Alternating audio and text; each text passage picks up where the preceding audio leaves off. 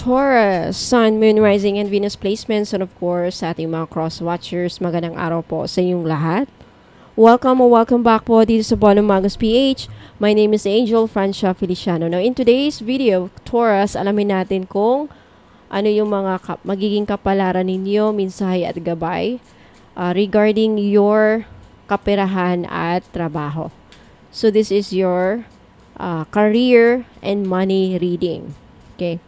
Within 7 months, anong mga dapat mong malaman, paparating, anything na lalabas sa baraha regarding your work, regarding your trabaho, at possibly negosyo at kaperahan. Okay?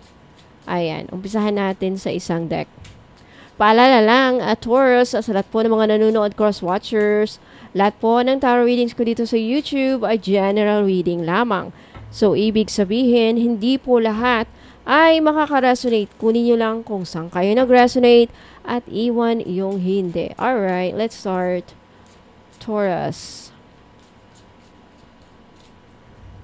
You have loss. Okay? Mamaya. Explain natin ito isa-isa. Next, you have precarious. Next, you have teacher. You have setbacks. Next, you have Gaia.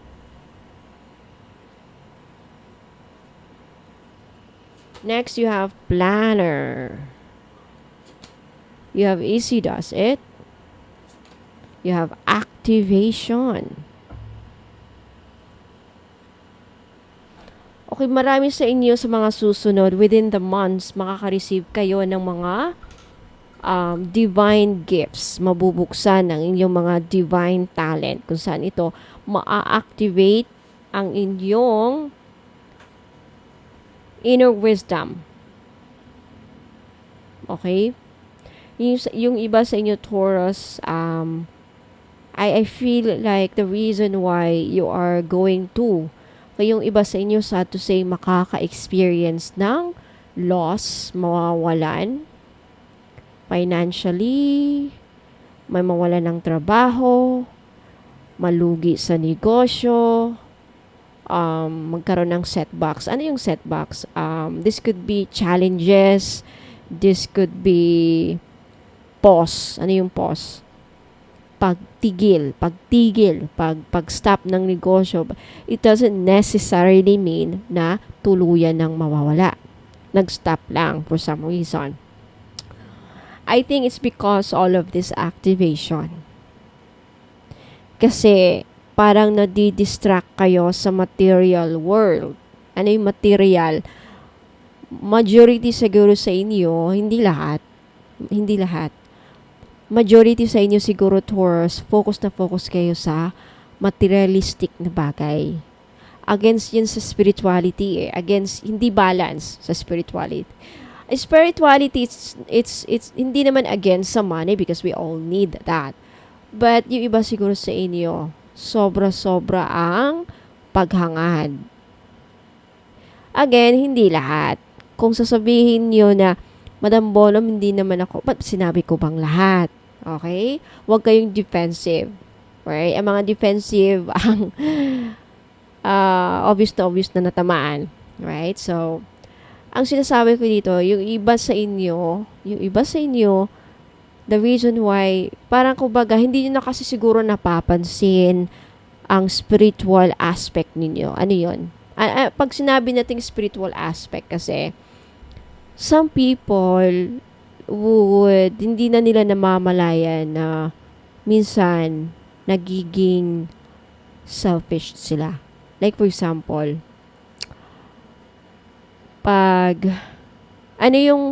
pagpuputol ng mga puno. Pagpuputol ng mga puno, mabebenta mo yung puno. Bakit ba may napuputol na puno? Napuputol ng puno kasi siguro illegal, laging either legal or illegal pagpuputol sa puno.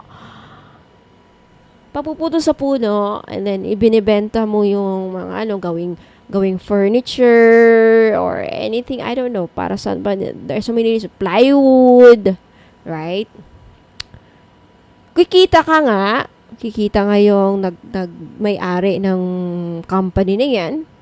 Example lang to sabi mo, wala naman ako, hindi naman sa akin. Example lang naman. Right? O nga, hangarin mo lang yumaman. But then, here comes the flood. Here comes mga pagulan-ulan. Ang daming nasalanta, ang daming taong nalubog, ang daming,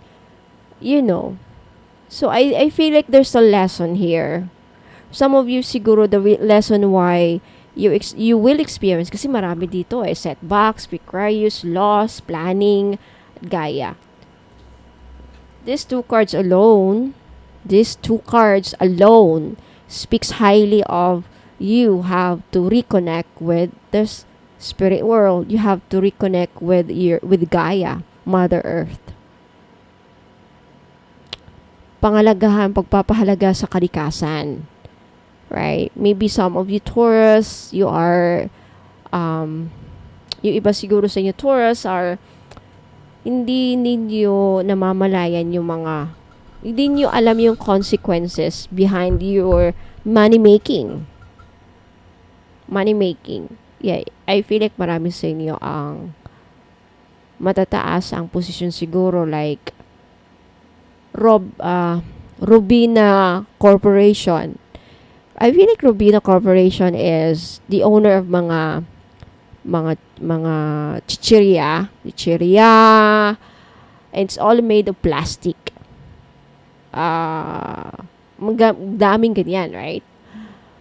So, may mga taong yumayaman, pero hindi nila na-realize yung consequence niyan.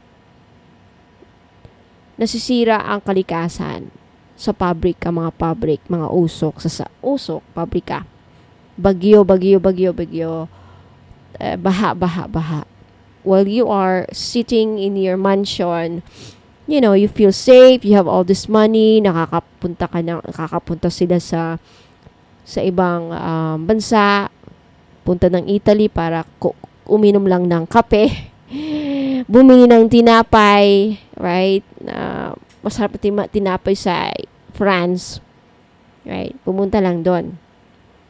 Because you have all the money, they have all the money. But then behind having that money, pagkuha niyan, pag-achieve niyan, they did not realize the consequences naman. They left behind. So you see what I mean? I feel like there's a lesson here. That's why you have the teacher. And I feel like marami sa inyo, you want to do it easily. You want to achieve money so easy. Marami sa inyo towards nag-iisip or maybe mag-iisip or magpaplano na gagawa ng pagkaperehan na napaka-easy lang. As much as possible, all of us are may desire. What is desire? Kagustuhan. Desire is something that we want, somewhat impossible to have, because otherwise hindi mo matatawag yan na desire if it's something na so easy to get. Desire is sometimes yung kagustuhan natin, but may kaakibat na may challenges, or sometimes it's too impossible to even achieve that kind of kaya desire. So, I feel like marami sa inyo when it comes to your kaperahan, Taurus, marami sa inyo naghahangad na hindi naman lahat ng pamamaraan ay masama. Like pag-vlog, tumatawa ka lang dyan, nagpapatawa ka lang, nag-upload ka lang ng content, yumayaman ka na, may 1 million views ka na. Ang laki na ng pera mo sa kay Meta. That's a good example. But there are some people, sad to say, na gumagawa ng nagkakapera, kakaisip ng diskarte, yumaman sa madaling paraan to the point na nakakapangloko. Yan ang mahirap. Huwag naman sana, no? So anyway, introduction lang yan. Let's start with the loss. Haba-haba na introduction. Okay, it is something that the spirit guides want me to tell you, for some of you. Okay, for some of you, a major phase in your life is ending.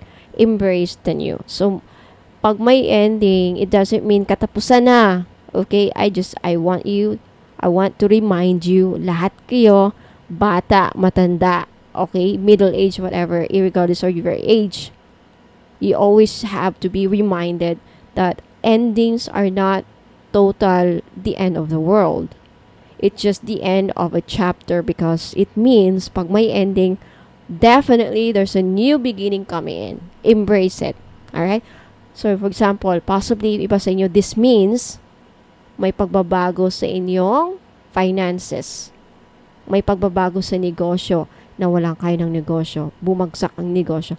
Possibly, it's not the right negosyo na to mag-transit na kayo. What it means, mag-change na ng products na binibenta. Okay?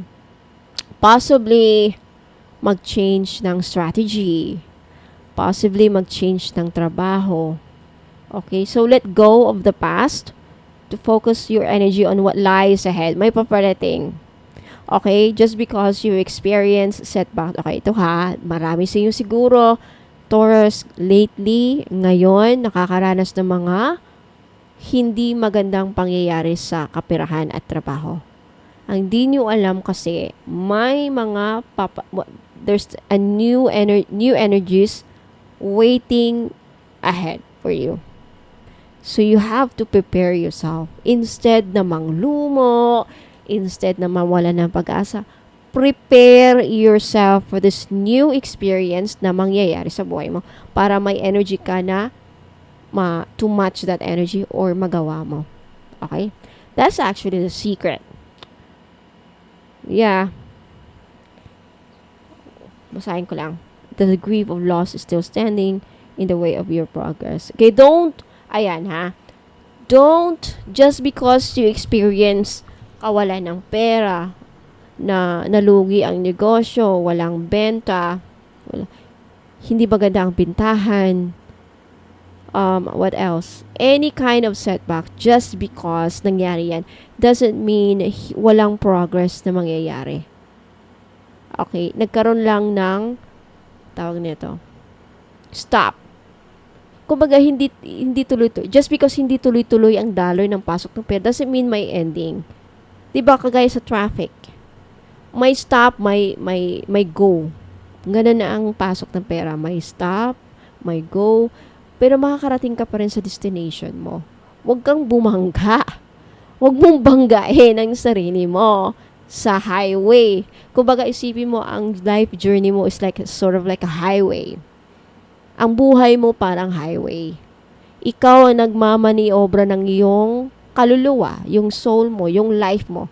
And then tuloy-tuloy ka sa pagbabiyahe, nakabangga ka ng truck dyan kasi hindi ka nag-stop. Hindi mo nirespeto yung sign ng universe. Stop! Stop kasi may paparating na kabila, may magkukross. Stop ka muna, Taurus. It's not your time to shine yet. It's not your time to go to the next, You see the metaphor, the explanation. This is what we call metaphorical explanation. Doesn't mean literal. Ano sinasabi niyo? Yung highway, then you're bobo. You're stupid. Pag hindi mo naintindihan yung metaphorical explanation. Okay? This is metaphorical. I'm talking metaphorical. Okay? So it's just sort of like a highway. You have to stop. Ganyan din talaga ang business. Hindi sa lahat ng pagkakataon, laging may pera. No, it's not. The only difference between you and the successful business owner is hindi siya nag-give up eh. It doesn't mean hindi niya kwento ang mga nangyari. Ang kinikwento kadalasan sa mga success stories. But you did not know behind the success ano yung mga pinagdadaanan. Setbacks, precarious planning, loss.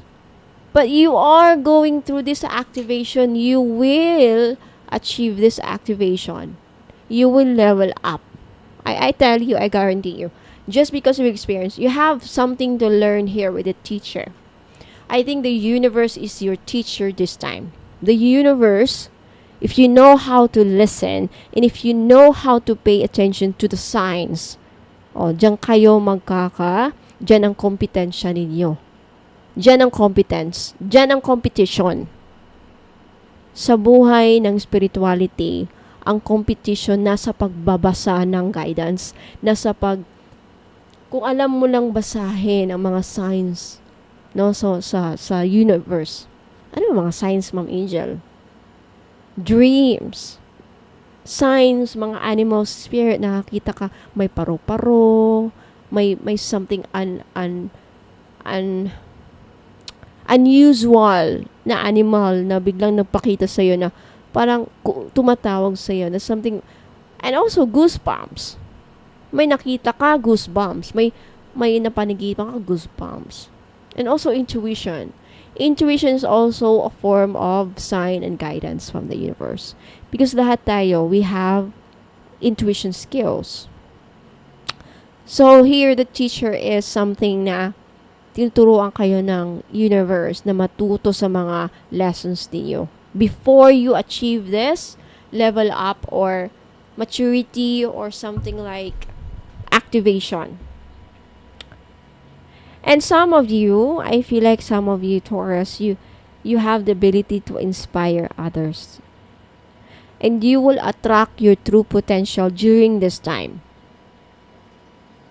I think may reason kung bakit nagkaka-experience kayo ng mga challenges para magising ang true potential mo. Yan lang talaga. Okay, sa mga susunod na buwan, mag-ingat pagdating sa iyong pera, Taurus, because makakaranas ka ng paggipit. This is a sign of kagipitan. Okay? This is not good news, but gabay, sad to say. So at least, magagabayan kayo. At least, mapaghandaan mo. So what will you do during this time? It's up to you. It's your choice. Gagastos ka ba ng gagastos until wala na maging homeless ka? Or, pag-iingatan mo bawat piso, bawat 5 centavo, whatever, nasa sa inyo yan, paano nyo gagastusin ang perang natitira nyo or pumapasok na mga sahuran, salary or negosyo or anything, right? There's something about you have to connect yourself to the Gaia because it's really screaming to me, it's really calling me this. I think the reason why inuudyo ka dito na mag-meditate, Taurus, how to meditate, how to reconnect yourself with nature, hug a tree, umupo ka malapit sa ilalim ng puno, or spend more time in nature. I think your awareness, your enlightenment will be activated and you will receive spiritual downloads. Napaka-special yung mga phenomenon. I swear, napaka-special. If you are someone na nilalapitan mismo na ang universe, mismo na ang mga spirit guides ang lumapit sa iyo, mga archangels ang lumapit sa iyo para lang mabigyan ka, maabutan ka ng spiritual guidance, spiritual downloads. That means you're special. That means you are protected and guided. And then you just ibabasura mo lang yan. Pag once nangyari yan, hindi na sila lalapit ulit sa iyo. Okay, so if ever, so paano mo malalaman na may spiritual downloads ka? Either through dreams, through mga wild dreams, if you can decipher the codes, yun lang. Kung alam mo ang meaning ng mga dreams. Dreams, what else? Mga animals lumalapit sa'yo, mga ants, spiders, or mga, ano pa? Mga kutob din. Kutob. Okay? Now, next, within 7 days, take stock of your finances and identify what needs to change. May kailangang magbago the way you handle your money, Taurus, sa mga susunod na araw. I feel like marami sa inyo ang kailangan mag-explore naghahanap ng trabaho, mas magandang trabaho kung saan malaki ang sahod. I think makakahanap kayo within next month. Okay, let's proceed to other set of cards for you, Taurus. Anong mga mensahe, gabay at kapalaran pagdating sa iyong kaperahan at trabaho?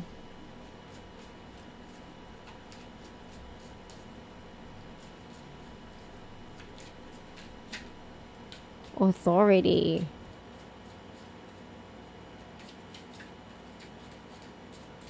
Okay?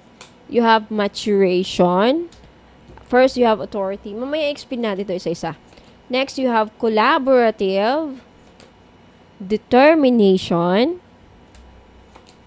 amusement, security. I love this. And you have feelings, and you have miscalculation. Lumabas din kanina to. Anyway, wait lang. Okay, Taurus, let's first talk about authority. No, pag-usapan natin tong authority. So, sabi dito, your career is in the process of upgrading. Oh, congratulations sa mga may trabaho dyan. This could mean promotion, this could be award, bonus, this could be recognition. Mare-recognize ang talent mo, mapopromote ka. There is an opportunity for you to become an authority in your field, be the leader you wish you had, so mapopromote, promotion. This could also be being a CEO. Taurus, this could be a sign na malapit ka nang maging CEO sa business mo. Congratulations. If you have a business, maramdaman mo yan. This is a confirmation. Maturation. Some of you sa mga susunod na buwan, within 7 months, okay, Taurus, magiging mature yung iba sa inyo, the way you will handle your finances. And this is a good thing. This means you are being responsible, and at the same time, you know how to handle any challenges. Yeah, you can be dependable. Next, there's something about collaborative work. Okay, I think sa mga susunod na buwan, within 7 months, kinakailangan mong makipag-ugnayan, marunong makisama sa mga taong na makakatulong either sa negosyo mo or sa trabaho mo. Importante ang teamwork, importante ang collaboration dito. Or maybe you will receive some sort of collaboration sa job or career or sa project. Next, your determination is ang susi sa iyong tagumpay, Taurus. So, this is, I think, also a reminder, another reminder na ituloy mo lang ang determinasyon mo sa trabaho, sa negosyo, or paano ka kumita ng pera. Keep doing what works well for you. Ituloy mo lang yung mga pinagagawa niyo kung saan kayo kumikita. Ituloy mo lang yan, ipagpatuloy mo lang yan, huwag kang mag-give up na don't quit when you're tired. So, I mean, you can pause. You can take a break when you're tired, but don't quit. Wag totally especially if you are experiencing mga setbacks, mga challenges, right? Quit when you are done. All right, you have amusement. I think marami sa inyo, Taurus, you have a natural talent. May mga talents kayo na pwede niyong gawing pangkabuhayan. Kakanta, singing, pag-art siguro, creative projects, paggawa ng mga pagbuburda or something like that. Matalang ka lang bang inuudyo kung sarili mo na gawin ko kaya yon? Magaling naman ako mag-paint. Maybe this is a sign na ako na mismo nagsabi. I mean, mga spirit guides po na mismo nagsabi through me na sabihin sa'yo na yes, okay yung talent mo. Pwede mong gawin pang kabuhayan. Pwede mo pang pagkakitaan. Painting or anything. There's something about your talent na pwede mong pagkapirahan. Now there is, okay, within 7 months you will feel financially secure, Taurus. Okay, this is a sign that you will be financially secure and you will feel financially abundant. Continue to grow and maintain stability in your career and finances. So this is a sign na siguro yung iba sa inyo kikita ng malaki sa negosyo, mayroong makukuhang big promotion or big compensation or something like that. Now, with regards to your feelings, sa mga susunod na buwan within 7 months, Taurus, mag-ingat if you're experiencing anger, if you feel depressed, if you are angry, nakagalit, wag mag-decide sa pera. Galit ka, bumili ka ng lechon. Galit ka, bumili ka ng sapatos. There are people kasi, that's how they handle their, they're emotionally They don't know how to control their emotions. Galit ka, naglaklak ka ng alak, galit na galit ka, depressed na depressed ka, or something, bored ka, nag-shopping spree ka. Nagulat ka, 15,000, 20,000, 30,000 na nagastos mo, na-realize mo pag uwi mo, hindi mo lang pala kailangan. And then later, nagpagsisihan mo. There's something about your feelings na makakapekto ang iyong trabaho at especially finances. Now, miscalculation. This is pag-handle sa pera, pagbabudget. Kailangan within 7 months, sa mga susunod na buwan, kailangan masusi mong magabayan kung saan napupunta ang budget ninyo sa bahay ninyo. Pagkain, kuryente, baon sa mga anak, pambayad ng pag-commute, jeep, bus, whatever, gasolina, pagbabudget. Right? O, may natira pa ba? How about mga maintenance, gamutan? O, may natira pa ba?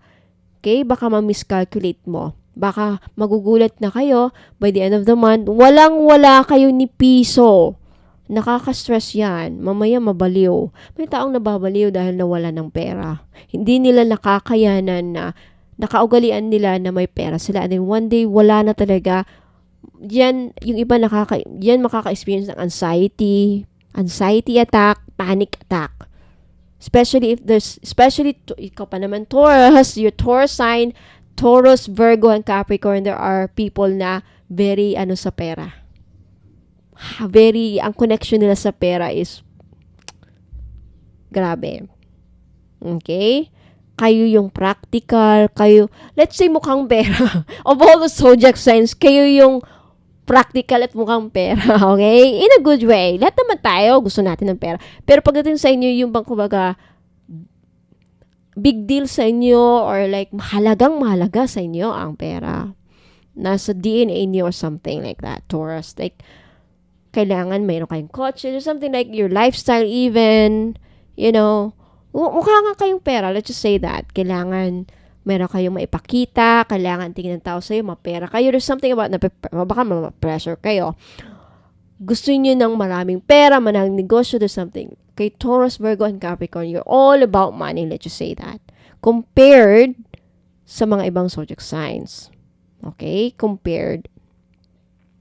Pero lahat naman ng zodiac signs, kayo lang sobra ang level. Grabe. So, mag-ingat kasi mukhang ma-stress ka na, kagaya ka ng mukha ng lalaki dyan. Sakit na ng ulo ko, paano na to? Okay? So, ayan po ang mga mensahe, gabay at kapalaran ninyo pagdating sa inyong kaperahan at trabaho. Taurus, okay? Let me know if nag-resonate sa inyo ang reading, like this video kung gusto niyo, at if you want, if may na-receive kayong mga good news dito, you can also leave a comment to claim these energies. Ayan. Sa mga Taurus natin dyan na hindi pa nakapag-subscribe, mag-subscribe na kayo para next time wala kayong ma-miss na mga uploads ng mga readings ninyo. Okay, now Taurus, sa lahat po ng mga nanonood, cross-watchers, if you are interested ba kayong sumali sa mga paraffle games na may libreng pahula? Okay, watch this video. May papakita ako, explanation, paano sumali, everything, all about that. Okay? So, wag muna kayong alis, magbabalik po ako para doon. Okay, ingat po and God bless. So, bago tayo magsisimula, may announcement lang po ako sa mga gusto pong mag-avail ng pahula or tarot reading. Meron po tayong dalawang pagpipilian. Okay, sa mga hindi maka-afford ng 5,000, meron po tayong 500 pesos. Okay, or 100 pesos. Now, sa 500 pesos na pahula, mamili lang po kayo sa tatlong options. First option is yes or no na pahula. Kung gusto niyo magpahula at ang sagot yes or no, like for example, mahal ba ako ng person ko? Or mananalo ba ako ng loto ngayon? Or makakapag-work na ba ako this year? Or makakapunta ba ako ng ibang bansa? Okay, etc. Something like that. The second option is angel card number. Okay, kung anong lalabas na angel card number para sa'yo. And then the third option or last option sa 500 pesos, what's your animal spirit guide oracle card? Now, sa halagang 500 na babayaran ninyo para sa pahula, if gusto nyong mag-avail, may entry na po kayo para sa makasali sa raffle game na gaganapin this April 30. Ang mga items na makukuha ng winner sa raffle game ay isang Feng Shui or Feng Shui Good Fortune Bracelet na worth 6,980. Ito yon.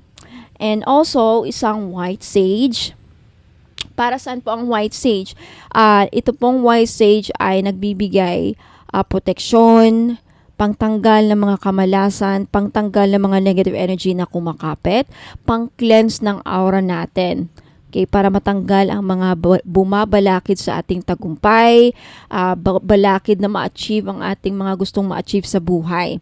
At also, nag-a-attract po ito ng prosperity, abundance, at blessings. At isang Palo Santo. Now, the Palo Santo is also the same din ng white sage. Okay, ito talaga ang number 1 na pangtanggal ng mga negative energies at pangtaboy sa mga negatibong enerhiya na posibleng kumakapit sa iyo at pangalis, pangtaboy ng mga evil spirits, mga masasamang elemento na posibleng sumusunod sa iyo at pang-proteksyon sa kulam, mga madam. At also may tendency din po pala siyang makatanggal ng kulam if hindi pa too late. Okay, so if kakaumpisa pa lang sa iyo ang pagpuproseso sa iyo ng kulam, may chance pang matanggal ng Palo Santo. Kaya napaka-importante na once a week kayo nagpapausok na mga ganito para hindi totally tatalab sa iyo kung ano man mga kinukulam o planong ikulam sa iyo. Okay? And also, aside from that, meron kayo matatanggap na money and manifestation oil. Paano ito gamitin? Don't worry, sa makakakuha, magiging ang makakapanalo nito, kung sino man ang magiging winner sa paraffle game na to, mabibigyan ng instruction kung paano ito gamitin. Napakasimple lang, no? Ipahid nyo lang ito sa palad ninyo or sa wrist and then mag-manifest lang kayo or mag-pray or isama nyo sa mga rituals ninyo kung may mga sarili kayong ritual. And of course, hindi mawawala ang all-in-one red string. For more information, anong description nito, bakit all-in-one na siya, just visit my website www.abonomagos.com.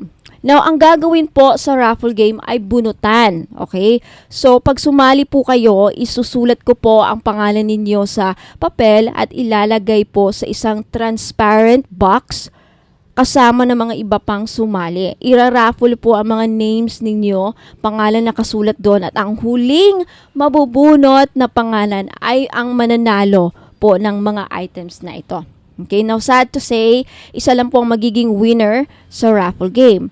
Now sa mga hindi naman afford ang 500 na pahula, meron naman po tayong 100 worth na pahula. Yes or no lamang po ang sagot sa pahula at hindi na ako magbibigay ng explanation kung bakit yes or no. Kung ang ipapahula nyo sa halagang 100 pesos, yes or no, ay sagot lang. For example, like mananalo ba ako ng loto this year? Mahal ba ako ng person ko? Ayan, makapunta na ba ako sa ibang bansa, etc. Now, sa worth 100 pesos na babayaran nyo para sa pahula, may entry na naman po kayo sa isang paraffle game which is, at ang magiging premyo nyo naman po dito is isang high-grade citrine unisex. High-grade unisex na bracelet. This is worth 980 kasi napaka-high grade po ito at meron siyang logo na Bonomagos. Gold-plated, non-tarnish yan. Hindi yan magta-tarnish sa inyo kahit mabasa. And also, kasama niyan sa 100 is isang 5D money and manifestation oil at isang red string. Ayan. So sa 500 na pahula, ibang mga items ang matatanggap ng mananalo sa raffle game. So worth 100 pesos naman, again, isa rin ang ibang set of items naman ang mapapanalunan ng isang winner. Okay? So, sa 500 pahula, ang date raffle, ang date ng raffle event ay gaganapin ngayong April 30 sa Facebook Live. Okay? Sa Facebook Live sa Bono Magos PH Facebook page, yung may blue check po na Bono Magos PH.